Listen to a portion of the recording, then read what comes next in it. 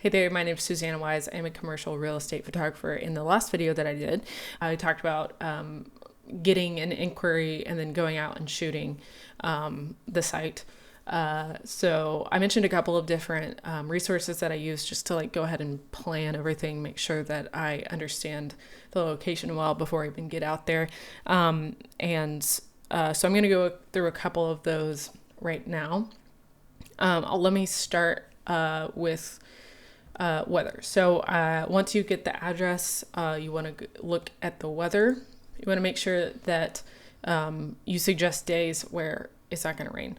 I mentioned that most of my shoots are planned within a week and a half before I go out and shoot them.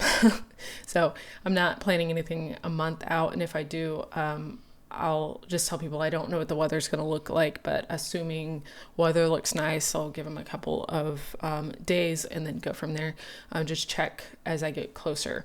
Weather can change very quickly, obviously, depending on where you are. So if I were planning a shoot the next 2 weeks, man, I don't know that there are many days that look 100% great, but I would like to shoot for the partly cloudy days.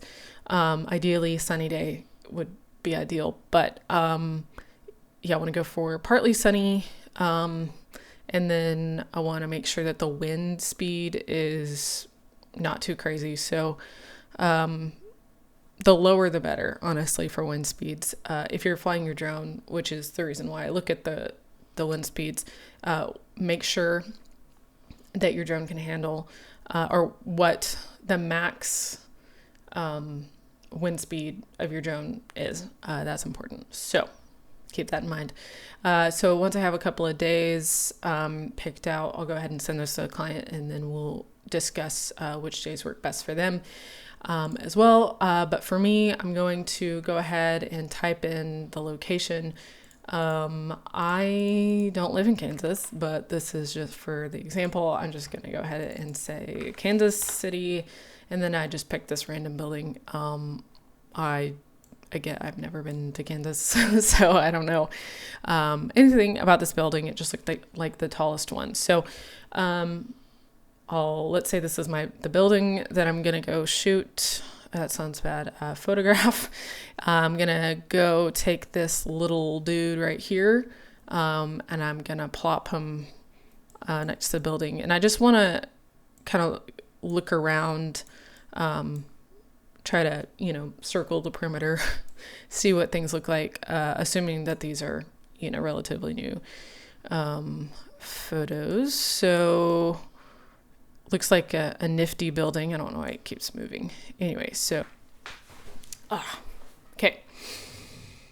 My light goes out. Occasionally there's a short in the wire. Anyway, so we got to make my way around the building. I also like to look at the buildings next to it just to kind of understand the space that I have to get back, if I need to get back further for ground shots and whatnot. Cool. So keeping an eye, it looks like there's parking right there. So maybe that's something that I should ask my clients, like, where do you want me to, my gosh, this is not working out. Where would they like me to park? That's kind of important. I don't want to get towed or anything like that. Might get a shot here. And as I go, I might take some screenshots for my own reference, or if I want to ask a client about a specific shot. But anyway, so I just want to make my way around here. So this side of the building, there's really not that much as far as what I can get outside of that gate. Maybe a drone shot to show, if I were to show the play area or whatever. Yeah, so it looks like for this building, there is a back entrance. There's not always a back entrance, but that could be a neat shot. Also, maybe showing that church right there. So I'd probably want to back up over here and take a shot, where I can get a good angle. I want to take note of any power lines as well. It doesn't look like there are too many. Again, if I was flying here, I would make sure I was, nice and far from the buildings, or just something I need to keep an eye out for, because sometimes you have to get fairly close to buildings, and that's where drone insurance comes in. I would highly suggest getting something like Skywatch. Not legal advice, it's just what my mentor told me to do, and I suggest you do it, but again, I don't know what I'm talking about for what it's worth. Anyway, so as far as exteriors go, it's not too bad of a building, or ground exteriors. Going to now go to Google. So we're on Google Maps, going to Google Earth now, and what you can do is, I always forget the settings here. Yeah. Bear with me. Oh, it's shift. Okay, so this is where you can type in it says meters, but I'm pretty sure you can, type in feet or whatever, so that,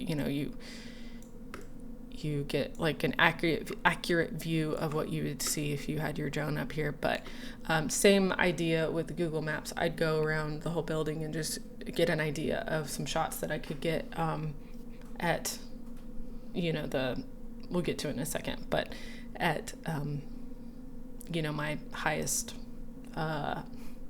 I can go with my drone. Words are hard. Anywho, take screenshots, send it to my clients, and ask them, what their opinion on that is. Anywho, moving along, the front of the building is north facing.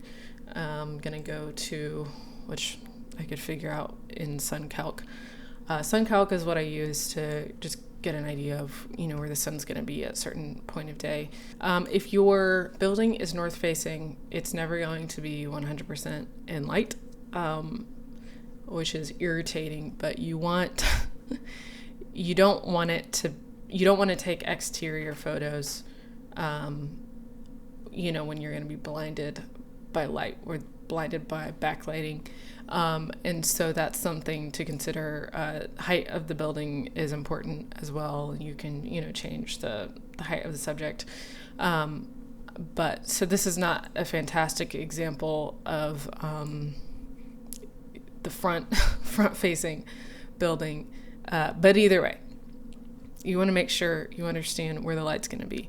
And so for this example, let's just go ahead and assume that the front of the building is facing south. That gives me a little bit more to work with.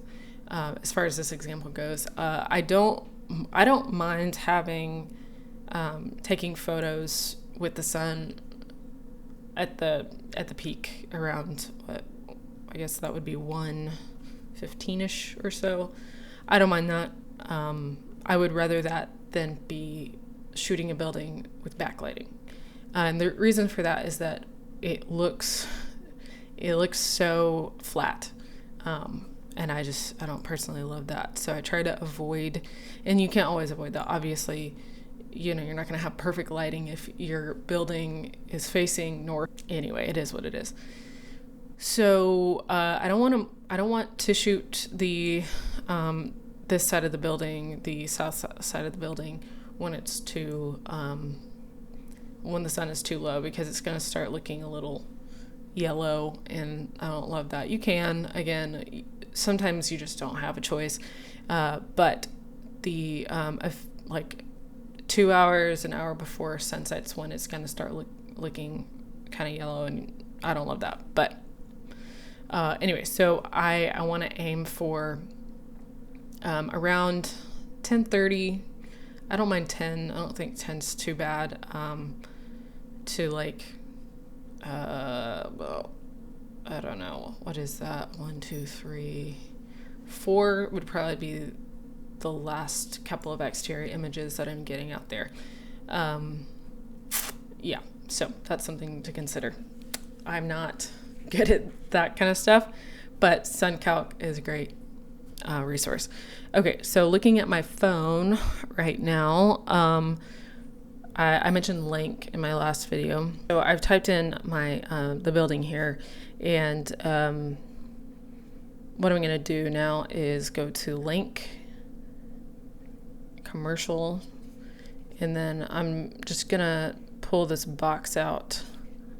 You can see over to the left that it goes to 0 and 50 feet. I want to make sure the box doesn't hit, you can zoom in and out, the radius, or the box doesn't hit those areas. I want it to stay within the 100 and 200 range. You can refine that a little bit more. Again, be mindful of where the building is. Like if it's not in the 200 zone and it's in the 100 zone, then unfortunately you're just going to have 100. You can still draw the radius around there. Just know that that's all you get. So unfortunately for this building, it is a fairly tall building, but you only get 100 feet. It is what it is. Then you're going to go next, date and time. Put the date and time. You can add, if it's a future date, obviously you'd want to do that. You could do it the day of as well, but if I know it's, I'm going to do the photo shoot in the next couple days, and I'll go ahead and get it so I don't have to think about it, and I'll just make a note of it in my project notes. And I like to err on the side of more hours. So if your average is 2 hours, I would just, make it 4 hours or something, just in case you need to get that shot, and then you don't have to think about it. And this is all assuming you have your Part 107. If you don't have your Part 107, this is not useful for you. But if you do, then you'll have to request the link, or even look if there's sometimes, you can fly your drone and there's, no restrictions or anything. Check, make sure everything looks good. Next, and then you'll agree, and it will send you an email and a text message, assuming you've, signed up for it and everything. Anywho, so wow, that was a ridiculous video. Hopefully that was somewhat helpful. Those are just like the resources that I use to plan my photo shoot. If you have any questions, comments, or concerns, drop those in the comments below. Either way, I hope you have a fantastic rest of your day.